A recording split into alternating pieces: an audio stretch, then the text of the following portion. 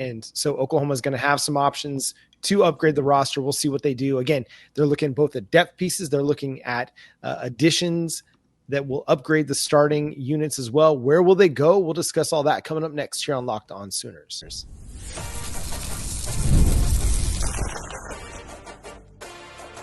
You are Locked On Sooners, your daily podcast on the Oklahoma Sooners. Part of the Locked On Podcast Network, your team every day. Thanks again for making Locked On Sooners your first listen every single day. Shout out to all the everydayers out there tuning in. Subscribe to the show wherever you get your podcasts. We're free and available on all podcast platforms. Part of the Locked On Podcast Network, your team every day. So, Jay, with the Oklahoma Sooners looking to be aggressive in the transfer portal, we know that wide receiver is probably an area where they will look to go. Who's on Oklahoma's radar right now? Yeah, there's the one wide receiver from UCO is Terrell Davis.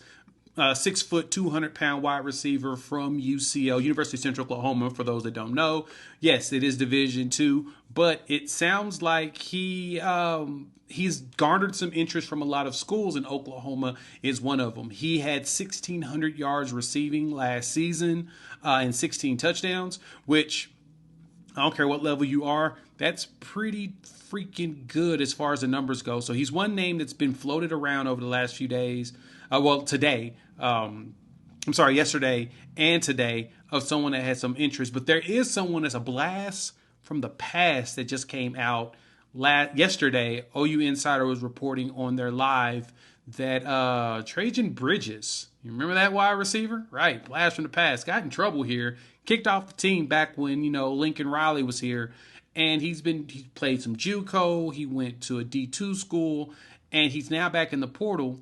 And rumor has it that they're potentially having a conversation. Now, the question is what type of red tape would Oklahoma have to do to bring him here?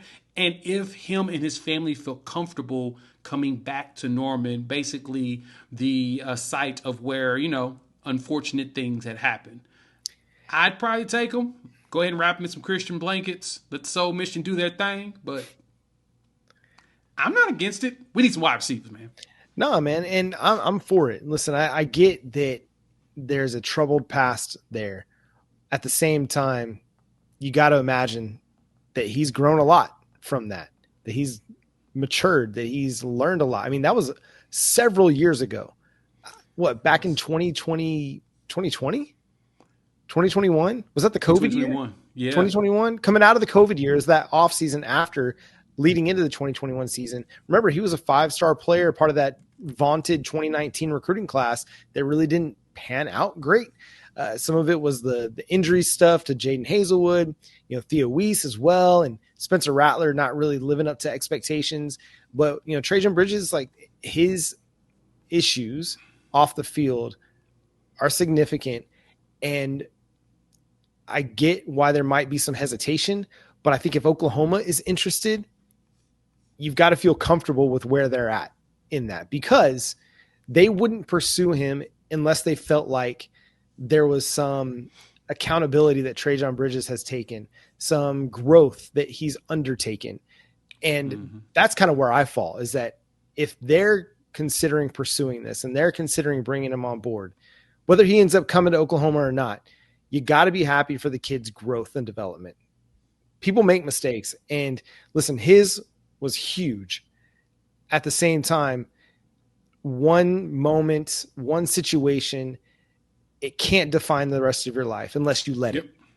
And so shout out to Trajan, for being able to grow and mature and move on from that. On Terrell Davis, if you know much about D2 football in these parts of the world, UCO is a powerhouse.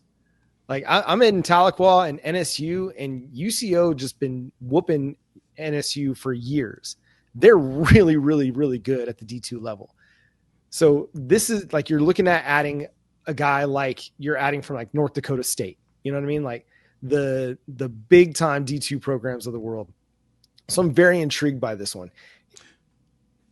Yeah. And I went to UCO, so I know about, how the football team has played over the years. And yeah, over the last few years, they've improved dramatically. So it would be interesting to see if he could translate. I think the last one was D.D. Carter, and he tried to play a little time in the NFL, but he's one of the all-time greats there at UCO. And I mean, if with the numbers that Davis put up, he looks like someone that has the potential. He's from Choctaw. He just wasn't really recruited heavily. Ended up at UCO, and he's putting up numbers like that. You never know. That can translate. I think if it's any position that those numbers can translate to, it's wide receiver. That's probably the number one spot where that type of game can translate, because all your job is to do is get open. If you're fast enough, you got a good feet, you're swift enough, got some good agility, whatever, you can get open and you make the catch, you get open and make the catch. That's what matters. And I think that, I mean, if Oklahoma wants to give him a shot, he'd be a great depth piece. I don't know if he'd start, but he'd be a great depth piece. And so that brings me to this next question, Jay. If you're Jim Nagy and you're looking at adding starter level players in the transfer portal, where do you think that they go? Yeah. Is like, what's a position on your mind that stands out as we can add a starter level player here? Honestly, I like our depth right now. And the good thing, too, is back to wide receiver. It's been reported that yesterday's practice, all the wide receivers were back except for the Gibsons.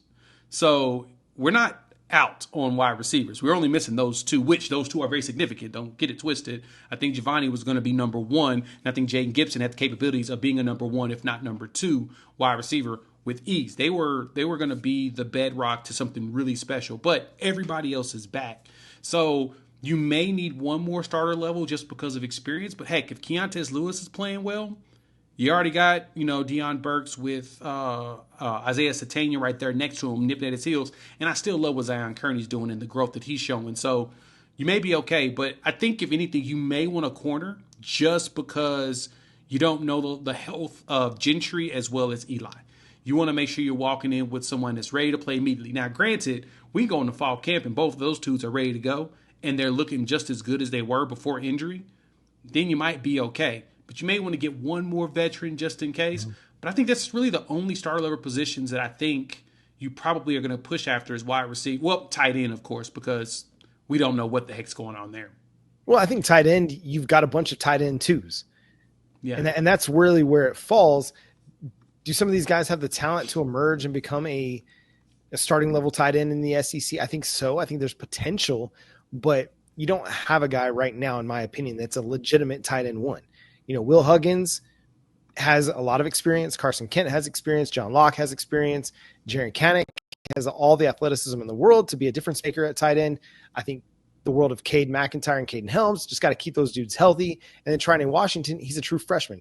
Tight end's a really difficult position to learn, to transition to, especially as a true freshman. That's going to be a difficult place to make some headway. So tight end, I think, is one of those places that if they could find somebody that is a quote unquote, a dual threat tight end, somebody who can run, block, pass block, and catch the ball with equal effectiveness, then you go get them. Because I think right now you've got guys that would be more specialist types. Although Will Huggins is showing in some of the propaganda that OU football is putting out there, he's showing that he can catch the ball as well too.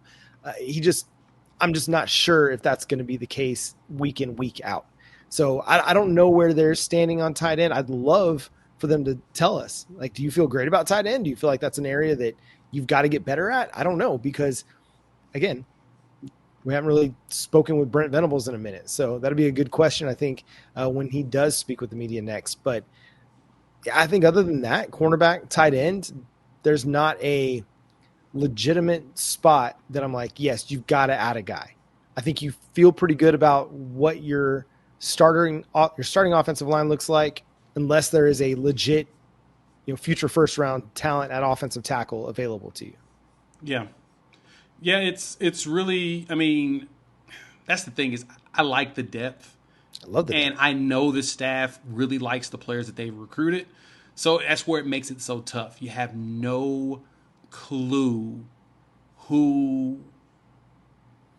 you'll be, who to go after. You don't really know who they feel like is not at the level that they want. We don't know. None of us do it. And then that's where the struggle comes in thinking about pieces. Like, of course, wide receiver, because you got two that's injured and you've had a couple that's been dinged. Like I said, everybody's back. But you had two really key pieces. So you probably want some additional guys with size, and you probably want some more size at corner. But I don't know.